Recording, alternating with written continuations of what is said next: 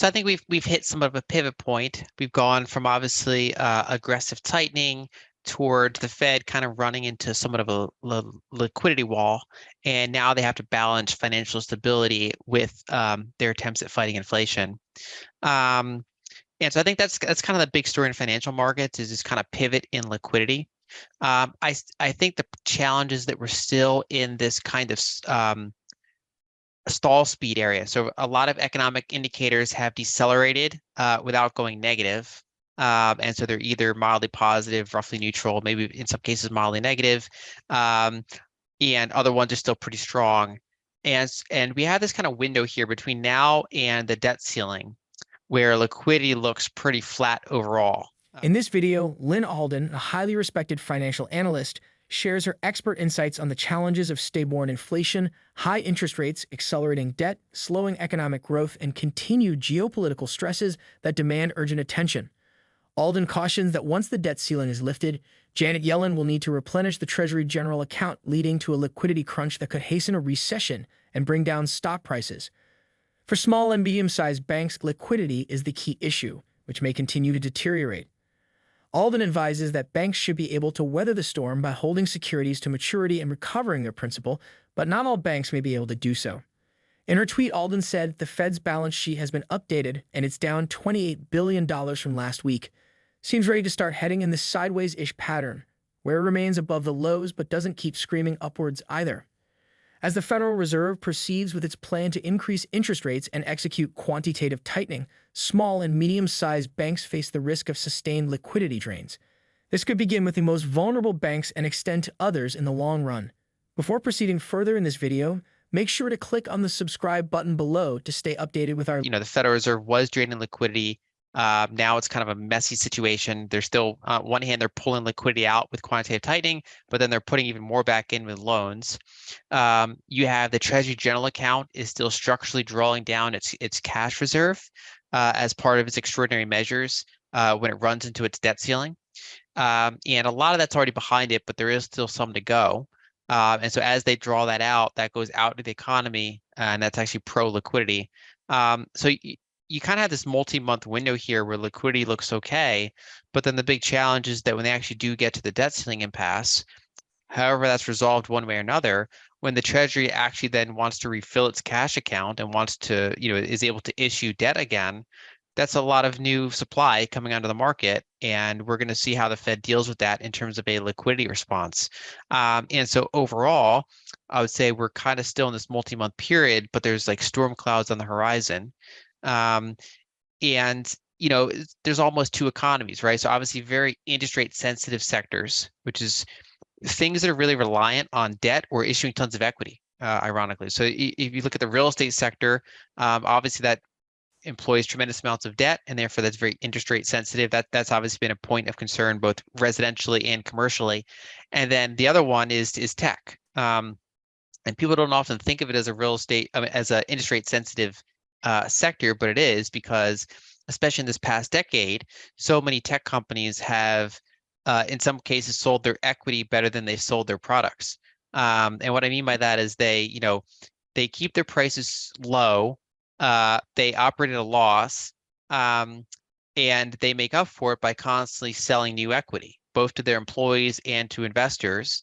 And that's what allows the company to keep going. And that works as long as interest rates are like zero and people are willing to just keep monetizing that equity. But when there's actually a cost of capital, that equity gets valued very differently. It's no longer economical to keep issuing tons and tons of it. And then the company has to raise the prices to try to close the loss that they're making. And then that slows down their growth because some of their growth was only there because their products were underpriced. And then as their growth slows down, their equity valuations fall further. There is a possibility that the Federal Reserve may continue its interest rate hikes and quantitative tightening into mid-year, depending on the pace of the drawdown in the Treasury General Account. However, this strategy carries the risk of creating ongoing liquidity challenges for many small and mid-sized banks, particularly those outside of the top 10. This could have significant implications for the stability of the financial system. Additionally, Alden emphasized if debt ceiling is not raised or suspended when the government hits its borrowing limit, it could result in a partial government shutdown and potentially lead to default on its debt obligations. Lyn pointed out in her tweet, a lot of the actions by the Fed and Treasury seem to be kind of winging it, more so than normal lately. And the Treasury General Account started drawing down more quickly at that point.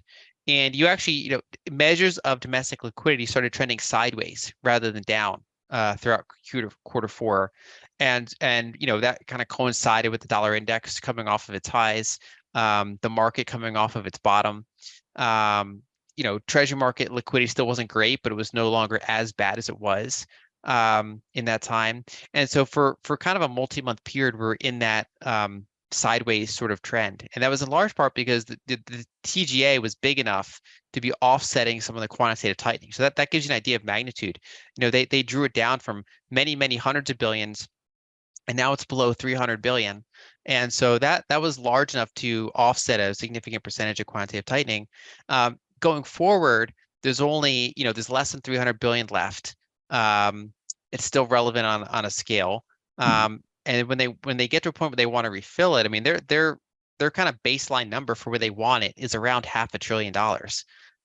And so that's if they draw it down to roughly zero down to the hour during the debt ceiling, and then they want to refill it, that's $500 billion that wants to get sucked out of the market into this like liquidity void.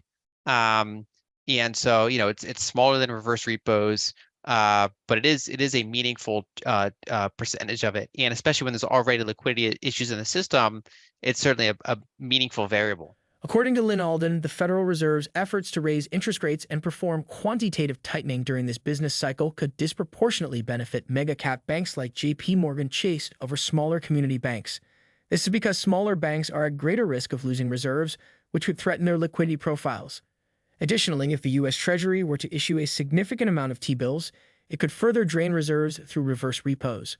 However, the current debt ceiling impasse prevents the Treasury from doing so, leaving that money stuck for the time being. Lyn Alden has observed that consolidation tends to occur before trend reversals or during periods of low demand and trading volumes. In this type of market environment, prices tend to trade within a range. Historically, when the Fed raises rates, you don't see a lot of action from bank deposits. There's generally, rates go up, T-bills go up, but bank deposits stay pretty low. And so that gap widens between deposit rates and, say, T-bill rates. And it's often because it doesn't last very long before the Fed causes a problem and has to cut.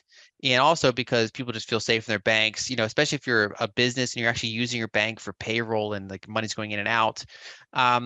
But if you stay in an environment where that gap is larger than normal and it's longer duration than normal, then more deposits want to flow towards those higher yielding and safer things, which forces smaller banks to raise deposit rates in a way that large, like JP Morgan doesn't have to raise rates because everybody wants an account at JP Morgan.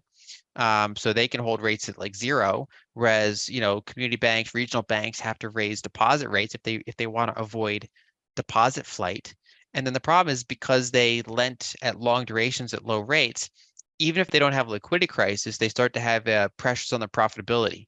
And their ability to make new loans, their ability to retain employees. They're more likely to be targets of M&A activity, right? Because if you have multiple small banks that are barely struggling with profitability, they're more likely to merge together or get acquired by a larger competitor. So I think one of the challenges is that this is going to slow certain things down, but it's also going to result in more and more bank consolidation.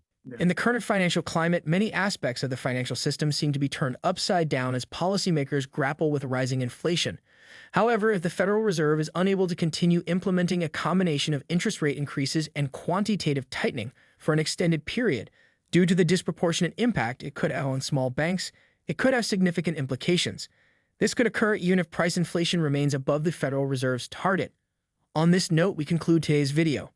Do you agree with Lyn Alden's perspective about financial crash in the market and debt ceiling? Share your thoughts in the comments section below. If you found this information helpful, then like this video and subscribe to our channel. We will bring you more updates in the future.